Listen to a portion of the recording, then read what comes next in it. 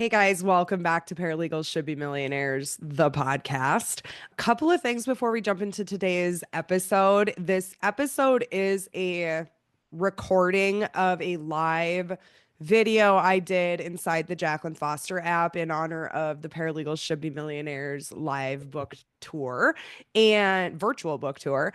And I wanted to mention that mainly because I was live in it and I just didn't have my ducks in a row. I didn't set up a separate recording of that. So the audio isn't great. I will be honest with that. It's not horrible, so you will get through it. And I think there's a lot of goodness in this episode that you should just suck it up and listen to my crappy audio for one episode. That being said, just a reminder, Paralegals Should Be Millionaires. Paralegals Should Be Millionaires is now available on Amazon in all formats. So Kindle, paperback, hardcover, and Audible. The Audible seems to be very popular, and I'm very excited to release it. Now, we did do the live virtual book tour inside the Jacqueline Foster app for a week. That's over, and you're getting a recording today of the first on launch day that I did. However, the Jacqueline Foster app is still up and running, and that is the home of the Paralegals Should Be Millionaires movement. We have welcomed over 150 amazing paralegals into that community in the last couple of weeks, which has just been amazing. It's starting to ramp up. It's definitely a new space, but think of it like a private social media platform for us paralegals that are striving for more out of our careers. I should just quote the book. We're going to stop settling, we're going to break boundaries, and we're going to create the lives we deserve inside that app together. So I wanted to give something for my community beyond the book. Monthly live Q&As, all in the free version of the app is monthly live Q&As, the community room, you have access to my free courses in there, that kind of fun goodness, as well as the book tour, which I highly recommend you go and watch the rest of the recordings. There's 4 more waiting for you in there. And if you feel compelled while you're in the app, there is an upgrade version available called the Vault. So for $12.99 a month, the Vault is pretty valuable. And why I say that is you're getting weekly live Q&As with me, absentee questions, welcome, meaning if you can't attend the lives, submit your questions early and I will cover them on the lives. We have an Ask Jacqueline Anything on demand training sector of the vault. So what that looks like is you can drop any question you have, personal development, business, freelancing, course creation, anything you can think of, from marketing to branding to business operations to all of it. Just it's unlimited. You can even ask me, and I know you're wanting to ask me about my chickens and my new mule and the more exciting things in my life, right? So ask Jacqueline anything, as well as a monthly challenge. So that's in the build of the vault. And right now, the challenge is getting behind the why of your brand, which can 10x your brand's visibility, as it has for mine. When I really got to the heart of the why of my brand, it's not just paralegal entrepreneurship, it's why, because I know paralegals should be millionaires. And that's what I'm trying to drive through this industry with this book. And it's been amazing. So everything that I have described is in the link below. You get access to the book through Amazon. Come join the app. It's free. You don't have to upgrade to the vault. There is a 3-day free trial to the vault if you want to peek around in there and ask a question and maybe get a video response that's been video coaching from me that's been on your mind lately. You can come in and do that during your free trial and see if you want to stay for $12.99 a month. It's like less than 2 Starbucks coffees. I wanted to make it very accessible and affordable for paralegals on this journey. Thank you guys so much for your support. I hope you enjoy this episode. Going forward in the podcast, I do want to note, now that the book is launched and I can settle back into some normalcy, I know I've been a little MIA on this podcast over the last couple of months. I've put my heart and soul into getting my book out there. So what you can expect going forward is I'm going to try and commit to 2 episodes every month. So the episodes are going to be a little bit longer, but there's going to be less of them. I hope that will be well received and that you be sure to follow, subscribe to this podcast so you get notifications, whether you watch it on YouTube or are listening to it in your car or in your ears while you get ready in the morning. Definitely make sure to follow, leave us a rating. I really do appreciate ratings, both in the podcast and the book. Get your reviews, and it really helps my book's visibility. Thank you guys so very much and enjoy today's episode. The book is here. I'm like in shock right now. I don't know if you can notice. I'm incredibly nervous right now because I just can't believe the day has come. It doesn't feel real. There's been so much that has gone into this book. The time writing the book, it's 3 years on and off. I can remember starting and stopping and starting and stopping, trying to get a book out there. It's been my dream since I was a child, truly, to be an author. I honestly wanted to be a journalist growing up, funny enough. That was my passion. I loved writing. I loved creating little books. I still have my old books from when I was a kid and I wrote about horses and stuff like that. But it's been my dream to be an author. And this isn't about me. And I'm not trying to make my book launch about me, but I did want to share a little bit of the journey to get here, to get this book that I'm holding in my hands out into the world. It's not just the 3 years of starting and stopping and starting and stopping. What the emotions I'm experiencing right now, much more than 5 years ago, is March 23rd, 2020, when I went down into my little cold basement office that I had established and just finally started my business, pushing through the fear, leaning into a full bubble of desperation and fear of not moving an inch anymore in my life and staying stuck in the financial turmoil that my husband and I were going through.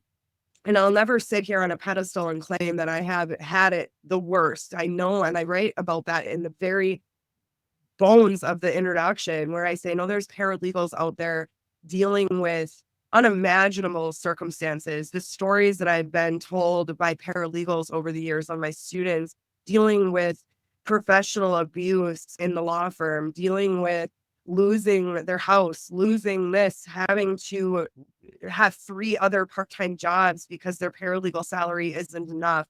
And so all of that to say, when I say we were going through financial turmoil, I'm not sitting on a pedestal saying that I had it the worst, but it was my own version of hard and difficult in my life. And I can remember in March opening up a foreclosure notice, and early March 1st, hey, we're going to start foreclosure proceedings if you can't get caught up on your payments. So we were going through a really difficult time, and me bringing in $200 here, $800 there while I tried to manage my stay-at-home mom stuff, which is all in the goodness of the introduction and talking about that, but really, really rough time. And so all of that, to circle back, is this book isn't just about the time I spent in this office writing it, or periodically on the balcony at my parents' condo in Clearwater writing it. It's going back to that person that I was March 23rd, 2020, and starting my business and betting on myself. And at the time, I didn't know I was betting on myself. I was just acting out of desperation. I have to do something. I can't lose our house. Where are we to live? How am I going to raise my kids safely and securely and where they feel safe and secure? Okay, so fast forwarding to now, and that's why it's such a crazy mix of emotions that I didn't expect I would feel holding this book in my hands, that if I had not taken that leap that day, none of this would have come about. The house we live in today would not have come about. The business that I built, the paralegals that I had the luxury of coaching and mentoring along their own journey would not have happened. And it all came down to that one decision, that one day that at the time I did not know would bring me here. I did not know that would be my ticket to fulfill my lifelong dream as a child of becoming a published author.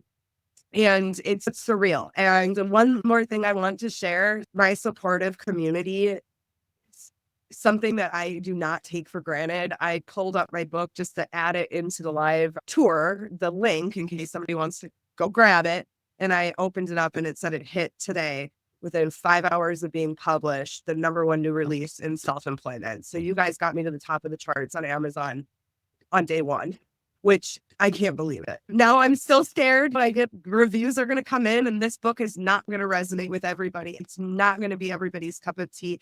There are even some chapters, once I've read them 100 times, between editing, writing it originally, editing it, and then going and doing the audible recording of it and then reading it again. And then once it got into format and then actually once I had it in my hands and it's done, there are some chapters where I was like, ooh, I hope I don't ruffle feathers the way I said it that way, or I'm being a little too blunt here or too harsh there, or maybe that came off as me sounding too cocky or too all of the fears. And there was a moment where I'm like, do I just cancel it? Let's just cancel it. Yep. I have a book I can just have for myself and say I'm a self-proclaimed author. And nope, I kept the release date. And so I know I'm going to ruffle some feathers. And all of this is to say, there is never going to be a special moment in your life where suddenly fear dissipates. Suddenly you feel like you can conquer the next big thing or take on the next journey. And you're not going to have fear. You're just going to blast through it in confidence. I've overcome a lot of obstacles of building my business and launching that first course and building a brand and putting myself out on TikTok and putting myself out there on LinkedIn. And every time I still get those same little turns in my stomach of, are people going to judge me? How is this going to be perceived? So obviously this is a live book tour. So I am promoting the book and I want to go through the book with you a little bit and explain what journey you're going to go on and the journey I intended you to go on as the author of this book and with you, the reader, in mind. And hopefully that you want to go and grab it and go through that journey on an individual level. And again, I cannot wait to start receiving feedback. Oh, yay, Julianne, I'm glad you got it on Kindle. Thank you. Let's talk about the movement behind the book. When I was originally writing this book, it was called Build, Believe, Become. And actually before that, it was called Paralegal Entrepreneur. And when I titled it The Paralegal Entrepreneur, it felt like a how-to guide, which don't get me wrong, we all love a how-to guide. I know that paralegals want to get their hands on things that give them the actionable steps. Now, the actionable steps are absolutely in this book. About halfway through at page 150 is when the business strategy starts to come into the book. But I was writing too much of a how-to guide and it didn't feel right. And one day I was cleaning my house and I was stuck having writer's block on my book. Okay, this is boring. It's too stuffy business, step by step, like a scholarly little book. And I was cleaning my house and I had my earbuds in, listening to a podcast. And I'm not kidding. It was a podcast talking about different strategies on courses and creating courses.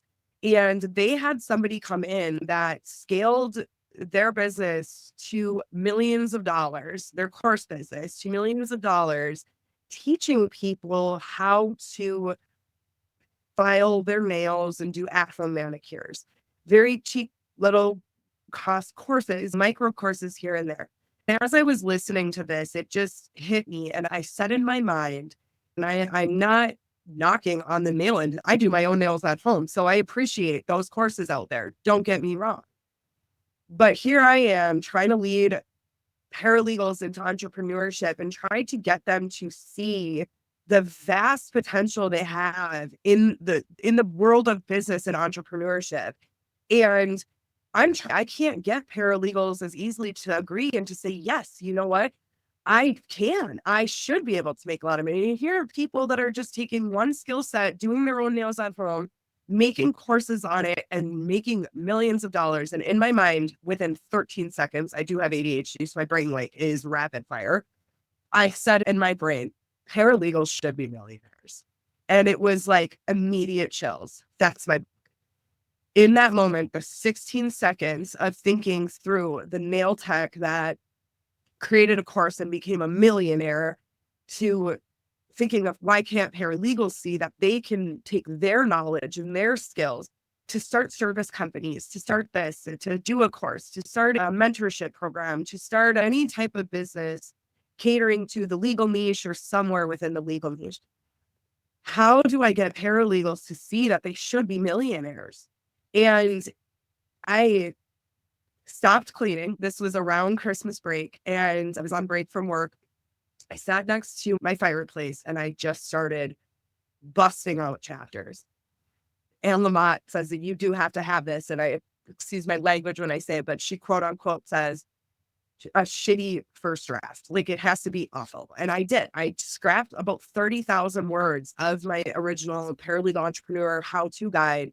And I said the first section of this book needs to be first to get paralegals to start not being angry, but really get that fire in them to say, you know what? Yeah, look at what we do. And I use a couple of examples of myself as paralegals, wins I had, a missing page of discovery that turned into an over $1 million settlement, a trial where I honed in on one unique little inconsistency that the witness was stating. And I found the inconsistency that led to impeachment and completely losing her credibility and winning that trial, to an affidavit of a heartfelt mother who lost her children when she was young and not ready to be a mom. And she rebuilt herself, to an appeal that was about to go into the Court of Appeals with errors, factual errors. And these are my instances. And as I state in the book, there are paralegals out there that have hundreds and hundreds of their own stories to drive from.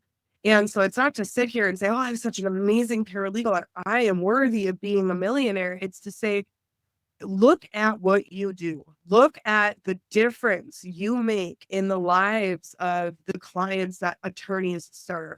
And that is sometimes hard to shovel and dig deep and deep and deep to say, what do we really do? Because we don't think about even the paralegals that are bringing in new paralegals and teaching them. You're creating the next generation. You're mentoring them on the job. You're creating the next generation of paralegals. You're helping a lawyer to fulfill their own dream of business ownership. You are changing what it means for people to get legal representation and to be able to afford it. You carry so much power that we need to uncover and see, okay, why are we so undervalued? And as I state in the book, I am not here to start pushing and pushing for better pay by means of, I don't want to say lobbying, but I'm not going to the attorneys or to the world to start advocating in that way. And hear me out. I see a bigger ability for us to stop waiting for that, to stop waiting to see our average, what is a $60,000 salary nationwide, go up and up. And then we also, an attorney makes 127. So that makes sense on average, like it's half, right? And I talk about that in the book. We need to stop valuing us on what we are not and start valuing ourselves on what we are. And I, with my whole heart, and this is the movement behind this book, with my whole heart, the more paralegals embrace entrepreneurship, or maybe you have no interest in becoming a business owner, but you want to start embracing business mentality, business strategy, knowledge to climb into different types of jobs. For instance, I was a paralegal. I'm the president of a paralegal division right now. I have an executive level role. To start climbing into more of those types of jobs, into management, getting into higher level roles, creating new jobs for paralegals that aren't just your hybrid mess between a legal assistant, the coffee grabber, and also, oh yeah, draft this really complex motion for me. I fully believe that the more paralegals start embracing this, showing up, getting out there, the visibility, and the more people see paralegals succeeding in that way, building personal brands, claiming their damn well earned right in this industry to be respected as a separate individual professional, not just a non-attorney. I hate that word. That is what's going to change this industry. So that has been the movement behind this book. All in all, going back, just let's resurface this here. Going back to where I said, paralegals don't just need a how-to guide. They need a why not guide. They need that empowerment, okay? Uncovering the industry and where they went wrong in creating the paralegal, how it, back in the dating to the 60s, how it was supposed to be a solution to an overburdened attorney that needed more help while they were litigating. The world became more litigious, and we needed that extra person that wasn't in the courtroom, but that was managing the paperwork behind the scenes, managing the cases, managing the clients. But really back then, and I call it out here, there was so much sexism institutional inertia, the things of secretaries in law firms were women back in the 60s, very commonly, right? Where, okay, but you're still just go get me my coffee too. You're still that person. And so instead of them really defining a new role and allowing that professional to be respected in that higher level role, they just blended the job. They blended the tasks. So we start the book with uncovering that and then moving into more of the financial reality of law firms and the way they leverage paralegals and how the law firms get it all wrong and how they're now starting to learn how to stop blending these roles. And now is the best opportunity ever for paralegals and legal assistants to really stake their claim in their individual rights, in their individual skill sets and what they're here to do for the legal industry. Section 2 is my personal favorite section of the book. We deviate away from too much legal and we don't go into business yet, but it's the internal blocks that hold you back. So we'll go through 5 fears that hold you back internally, but then getting into section 2, where we go into more of the money blocks, let me just run through it instead of trying to get through there. So we go through Chapter 1 is born of necessity, trapped in tradition. We are more than support staff. Chapter 2, the financial blind spot. And chapter 3 is invisible ceiling to internal walls. So that's when we start to blend into fear number 1, the concern of UPL. Fear number 2, the concern of stepping out of line. Fear number 3, being seen trying. Fear number 4, fear of competition. And then fear number 5 is the security concerns of job security, financial security, okay? But then we get really into the depths in section 2 is designing your life on your terms. Why section 2 is important to me and why I love it so much is because I deal with a constant, why me? Am I really worthy of making great money? Am I really worthy of being a published author? Am I really worthy of all the things that I want in my life? And I'm really excited for paralegals to read it because on the surface, you may be like, no, I think I'm worthy. I want to make money. I should make money. Until you start really reading into this section and you say, I really might have something deep down in my subconscious that is holding me back because I have internal barriers of self-worth. And you pair maybe your natural personality, like my natural personality is a self-worth issue, I've always struggled with that. But you pair that on top of entering an industry where you've been told, just be happy you have a job. Paralegals are supposed to take orders, not lead. Be seen, not heard. We get a victory, you don't get the victory. We lose, you get reprimanded. We've been oppressed in our professional capacity where we don't even realize that, okay? And now we pair that with our natural self-doubt of worth. And we really have to dig deep into the layers. And chapter 9 within section 2 is you're the architect of your future. To say you get to design with full clarity, crystal crispy clarity, what you want your life to look like. And you get to work toward that. I would have done an absolute disservice if I published a book that didn't talk about this, because you'll see in the book, I share my own story of getting crystal clear with the help of a business mentor that when we don't know what we're working towards, especially if you choose entrepreneurship, it gets harder and harder to know your direction. It gets harder to wake up every day and know what you're working towards. If we're just saying we want more money or we want more autonomy or we want more freedom, but why? Let's deep dig out those layers and see exactly what it is your unique, individual, authentic dream life looks like, which everybody is different. And that's why it's so beautiful. Like I say in the book, some people, their authentic dream life is penthouse overlooking a city skyline, whereas the other person's is a ranch home in the middle of the country with very low, no debt-free living. Both of them are valid. Both of them are beautiful. Not one is objectively better than the other. And so really, this is my favorite chapter, is chapter 10, which is gratitude is not synonymous with settling. Dealing with that, should we just be thankful for what we have? And by wanting more, are we not thankful for what we have? So unpacking that, and then when I read it to my husband, he laughed so hard because I use an example of our child going to the store and getting a toy. And sometimes my child acts like child two, which you'll read in the book, who doesn't, he can be a little tricky. We're working through it, but he's 6. Okay. We're working through it, but he giggled. But that's my personal favorite chapter. And then chapter 11 is designing your authentic life, which is really fun. That's where we actually put dollars to what it is you want and set your income goal.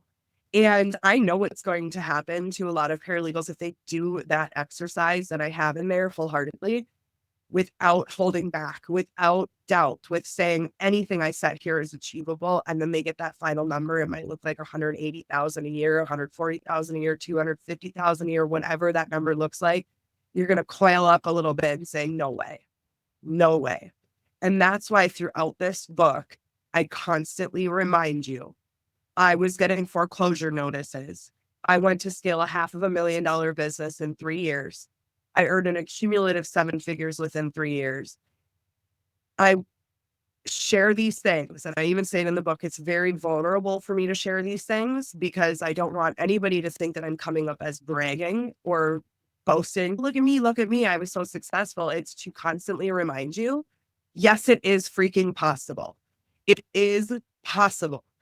Paralegals are not stuck. We do not have to stay in the traditional sense of this profession. We can go and build entire financial ecosystems for ourselves that will absolutely change our lives and change this industry and change the way not only the people inside the industry view paralegals, but people outside of the industry. The external industry perceives us that way because we've been bogged down by outdated presumptions from the 60s. Okay. That's still here. Yes, the ABA gave us a distinction. What has that done? You still see constant blending of roles, secretary, paralegal, / whatever. You do it all. Which, fine, don't get me wrong. Law firms are going to continue to make hybrid roles when they don't have the justification for full-time hires. But you'll start to see that go away and away and away more and more. The more paralegals start claiming, no, this is my lane. You need me for this thing. This is what I come in to do. And you're going to pay me according to that top thing that I do, not the bottom or not somewhere in the middle. I'm getting paid for the top value that I provide. Whew, I just got off topic because now we go through those 2 sections of unpacking everything that is mentally holding you back. In section 3, part 1, here comes the freelance paralegal. Finding your niche, setting your rate, business models, reclaiming power, and redefining possibility. Part 2, the legal course creator. The chapters are intro, of course, but then money and course creation, driving course sales, and then build, believe, become is our final chapter, which is so funny because that was going to be my whole book title. It's going to be build, believe, become. That's our final chapter, and that's meant to really push you into the next stage of your life. So I am so excited. I think to end, I'm going to read one thing I want to mention. If you get this book, please don't skip the introduction. I write it right in the book here. Hang on, I write it right here. I've always been the type to skip the introduction chapters in nonfiction books, assuming they're not essential to the meat of the content. Now that I've written my own, I realize how much I've missed over the years. The introduction is often where the book's heart lies, where you genuinely understand the why behind it. While our stories may not align perfectly, and they don't have to, I believe you'll see parts of yours and mine. You'll see the struggles, fears, and doubts, as well as moments of courage, resilience, and discovery. It's not just my journey. It reflects what many of us face in the legal industry. I hope that sharing it inspires you to reflect on your own path, recognize your strength, and begin to imagine what's possible for your future. This is not just my story. It's a testament to what's possible for all paralegals when we dare to step outside the box the industry has placed us in. So please read the intro. Oh, Tiffany, wow, thank you. That made me want to cry. I'm not going to cry. I'm not a big crier, but I'm feeling emotions, okay? I'm feeling emotions and a lot of imposter syndrome. Like, who, me? Somebody had commented this app. And again, I thank you guys so much for coming into the app. I love it. I remember the first time I came across your phrase, paralegals should be millionaires. And I was like, who, me? What, me? And that resonated so much with her over the time. And I'm like, trust me, I'm dealing with so much imposter syndrome and fear and like of judgment. And now I'm public. So when people go and make reviews, and hey guys, if you guys love the book, if you don't love it, obviously leave your honest review. I appreciate early reviews. It helps the book get to the people it needs to get to. I have people out there that I've had to block because they are coming at me for no other reason than they just don't like me for some reason. So I know those are going to make it there. But if you really like it and it's resonating with you, I'm going to be honest. I found a couple of typos as I was reading it. I'm not going to take the book down. I'm like, I've read this book 7 times and obviously my eyes missed it 7 times. It's just the way it is. So when you say things like that, like when the member in here said, when I saw the paralegal should be millionaires, I said, who, me? When I see things like, you're the reason I am who I am today, I'm like, who, me?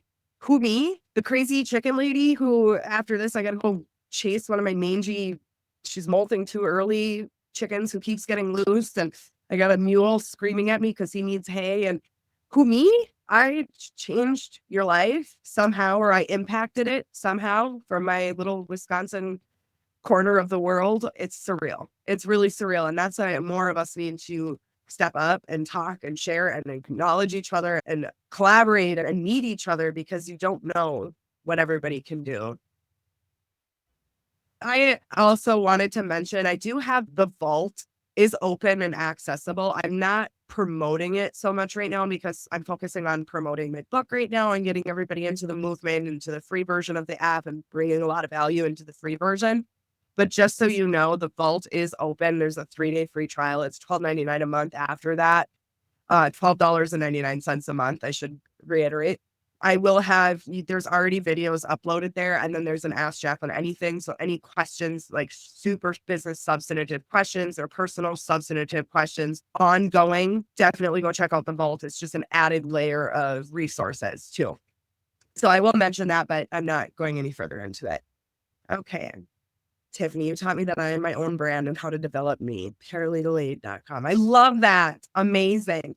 To that point, I do have monthly challenges in the vault, and the vault right now, because I've refined my brand a lot over the last 6 months with this Paralegal Should Be Millionaires. And I've learned a lot of things about going beyond I'm not just the paralegal entrepreneur brand anymore. That's the what, I guess, of my brand. But the why is truly the brand. And so I do have a challenge in there right now to help everybody go past the what of their personal brand and get into the why of it, so that it can become that much more memorable, powerful, useful, I guess, if you will. That's something that I really learned. Branding is so hard. It's like trying to describe what a sneeze feels like. It's hard to describe. But what I've really uncovered with brand is that I was focusing way too much over the years on paralegal entrepreneurship or freelance paralegals as my brand. And this book helped me get to the why of my brand, which has completely changed the game for my network, my community, and has made me confident enough to start pulling back from the general social media world and creating a private community here that feels, like Chelsea said in my group, more cozy, because it's truly connecting and driving the people that like resonate with my why to the right place. So I got a little off topic there, but I love talking brand, even though it's, like I said, it's like describing, how do you describe a color? You know what I mean? Without using examples. What does yellow look like without saying a banana? So I'd like to read the why I wrote Paralegal Should Be Millionaires. Thank you for everybody who's joining today. And again, for those late joining, I just have to say one more big thank you. I can't believe it. You guys put me at #1 new release in self-employment on Amazon this morning. Thank you. All right. Why I wrote Paralegals Should Be Millionaires. The journey I just shared with you isn't just my story. It's the story of countless paralegals who've been boxed into roles that don't honor their skills, undervalued by an industry that is slow to evolve, and left wondering if there's more out there. Book spoiler alert, there is. This book exists because I don't want anyone else to sit in that uncertainty for as long as I did. Paralegals Should Be Millionaires is not just a guide, it's a call to action. It's about redefining what's possible for you, your career, and your life. Yes, this book will challenge you. It will push you to question the limitations the legal industry, and maybe even you, have placed on yourself. It will encourage you to look beyond the traditional 8 to 5, beyond the confines of being support staff, and see the opportunities waiting for you to claim them. We'll explore the systemic and personal limitations that have kept paralegals stuck, explore the entrepreneurial paths that are breaking barriers, and unpack the strategies that can turn your skills into six and 7-figure opportunities. But more than that, this book is about empowerment. It's about understanding your worth, owning your expertise, and unapologetically stepping into a role that aligns with your potential and desires. I wrote this book for the paralegal who is burnt out, wondering if it's time to leave the legal field altogether. I wrote it for the paralegal who is passionate about the work but feels trapped in a job that doesn't pay enough or respect their value. I wrote it for the paralegal who has limiting life circumstances but wants to dream bigger and doesn't know where to start. Through this book, I hope to inspire you, give you actionable steps, resources, and strategies for carving out your own path, and show you that it's not only possible to achieve financial independence as a paralegal, but also within your reach to build a career that gives you freedom, fulfillment, and abundance. You won't find cookie cutter advice here. You will find a mix of raw truth, practical strategies, and the belief that you are capable of so much more than you've been led to believe. This isn't a book about pipe dreams that sound too good to be true. It's about dreams that are within reach. So, if you've ever felt that whisper inside you, the one that says there must be more, I want you to hold on to it. Let it grow into a voice that demands change, not just for you, but for this entire profession. Together, we will explore how paralegals can move from shitty pay and feeling undervalued to owning businesses, running empires, and transforming the industry. This isn't just a movement, it's a revolution, and I hope you're ready to be a part of it. Oh, thank you. I did, Deborah. I made you cry.